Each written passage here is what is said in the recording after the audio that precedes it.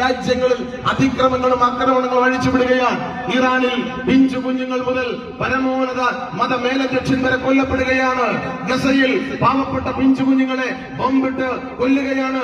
നൈജീരിയയിൽ അക്രമം അഴിച്ചുവിടുകയാണ്. വെനീസ്വലയുടെ പ്രസിഡന്റിനെ അറസ്റ്റ് ചെയ്ത് അമേരിക്ക കൊണ്ടുപോവുകയാണ്. ജനാധിപത്യപരമായ അധികാരമുള്ള രാജ്യങ്ങളിൽ ആ അധികാരമുള്ള രാജ്യങ്ങളുടെ പരമാധികാരത്തിൽ കടന്നു കയറി അവിടുത്തെ ഗവൺമെന്റുകളെ അട്ടിമറിച്ച് തങ്ങൾക്കിഷ്ടമുള്ള തങ്ങളുടെ ഇംഗിതങ്ങൾ നടപ്പിലാക്കുന്ന പാവ ഗവൺമെന്റുകളെ പ്രതിഷ്ഠിക്കാൻ അമേരിക്കയും ഇസ്രായേലും നടത്തുന്ന നീക്കങ്ങൾക്കെതിരെ ഈ രാജ്യത്തിന്റെ നിലപാടെന്താണ്?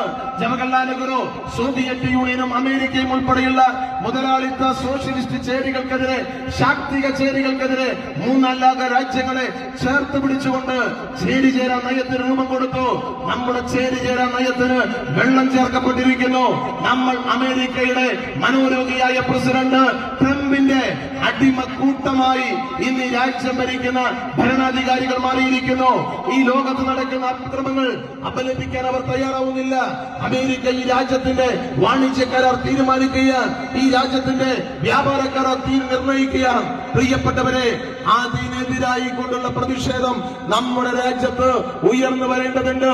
ആ അന്തർദേശീയ തലത്തിൽ യുദ്ധത്തിനെതിരായി കൊണ്ട്, ഫാസിസത്തിനെതിരായി കൊണ്ട് നമ്മൾ നിലപാട് സ്വീകരിച്ച് മുന്നോട്ട് പോകണം. ആ അന്തർദേശീയ തലത്തിൽ അമേരിക്ക നടത്തുന്ന അധിനിവേശത്തിന്റെയും ഫാസിസത്തിന്റെയും